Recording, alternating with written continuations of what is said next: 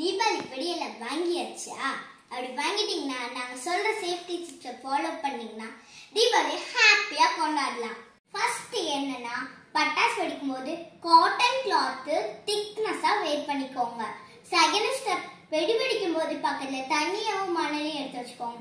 வெடி வெடிக்கும் போது அப்படி ஆக்சிடென்ட் ஏதாச்சும் ஆகிடுச்சுன்னா தண்ணியவும் மணலையும் போட்டு அணைச்சிருங்க. இங்க வெடி வெடிக்கும் போது உங்க பேரண்ட்ஸ் இல்லாட்டி உங்க தாத்தா பாட்டி யாராச்சும் பக்கத்துல நிக்கணும். அப்படின்னாதான் நீங்க வெடி வெடிக்கணும். 1 வயசுல இருந்து 10 வயசு முடியும் உள்ளவங்க எல்லாம் வெடி வெடிக்க கூடாது. நீங்க எங்கெல்லாம் வெடி வெடிக்க கூடாதுன்னு தெரியுமா? ஹாஸ்பிட்டல், குடிசை பகுதி, ஸ்கூல், இங்கெல்லாம் வெடி வெடிக்க கூடாது. அப்படி வெடிச்சிருந்தீங்கன்னா இனிமேல் வெடிக்காதீங்க. அது மட்டும் இல்லாம நம்ம வெடி வெடிக்கக்கூடிய டைம் தெரியுமா? காலையில 6 to 7, சாயந்தரம் 7 to 8 இந்த டைமிங்ல தான் நம்ம வெடி வெடிக்கணும்.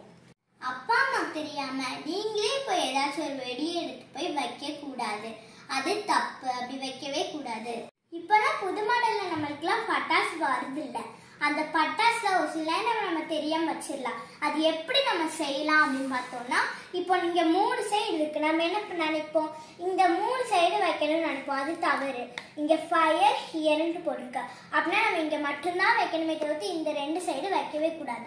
அப்படி வச்சோம் அப்படின்னா இந்த பட்டாசு வெடிக்கவும் செய்யாது, வேஸ்டாகவும் போயிடும். சின்ன பிள்ளைங்க எல்லாருமே அணுகுண்டு, சரவெடி, இது மட்டும் இல்லாம பெரிய பெரிய வெடியெல்லாம் தயாரிக்கிறாங்க.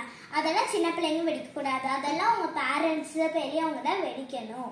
இப்போ இந்த வெடியை நான் வச்சேன்னா அந்த வெடி வெடிச்சு சதறி அந்த தீயெல்லாம் கிடக்கும். அப்போ நம்ம செப்பல் போடாம போனோம்னா நம்ம கால் ஃப்ராக்சர் ஆகிரும். அதனால நம்ம வந்துட்டு தீபாவளி அப்போ எப்போதுமே வெளியே போனா செப்பல் போட்டு தான் போகணும். போகாம போனீங்கன்னா உங்க காலில் தான் புண்ணாகி ஃப்ராக்சர் ஆகும். அப்படி உங்க வீட்டில் இல்லாட்டி உங்க ஏரியால இல்ல ஒருத்தர் வீட்டில் எங்கேயாச்சும் அப்படி ஃபயர் ஆக்சிடென்ட் நடந்துச்சுன்னா 101க்கு தீயணைப்பு துறைக்கு ஃபோன் பண்ணி சொல்லுங்க. அவங்க வந்து தீயணைப்பாங்க. உங்க வீட்டுக்கு மேல கரண்ட் கம்பி ஒயர் போயிட்டு இருக்கும். அதுக்கு கீழே நீங்க வெடி வெடிச்சிங்க அப்படின்னா அந்த வெடி வந்துட்டு அந்த வெடியோட தீ வந்துட்டு அதில் போய் பட்டு அந்த தீ வந்துட்டு ஃபயர் ஆக்சிடென்ட் நடந்துரும். அதனால கொஞ்சம் சேஃப்டியா வெடி வெடிங்க. நீங்க வெடி வெடிக்கும் போது மாஸ்க் போடுங்க, இல்லாட்டி கர்ச்சிப் ஏதாச்சும் கட்டிக்கோங்க. இல்லாட்டி வெடி வெடிக்கும் போது அந்த புகைலாம் நம்ம மூக்குக்குள்ள போயிடும். அந்த போனனால அதெல்லாம் நம்மளுக்கு வந்துட்டு உடல் நலம் சரியில்லாம தான் போகும். ஏன்னா அந்த பட்டாசு வெடிக்கிறதை பார்த்தாலே நம்மளுக்கு ஹாப்பியா இருக்கும்.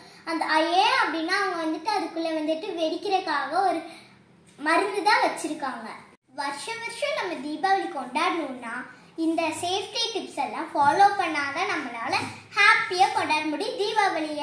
இந்த வருஷம் நம்ம தீயணைப்பு துறைக்கெல்லாம் நம்ம டிஸ்டர்ப் பண்ணாம நம்மளே ஹாப்பியா கொண்டாடணும்னா இந்த டிப்ஸை ஃபாலோ பண்ணுங்க. ஏன்னா அவங்களும் வந்துட்டு அவங்க வீட்டுல வந்துட்டு வெடி வெடிக்க ஆசைப்படுவாங்க.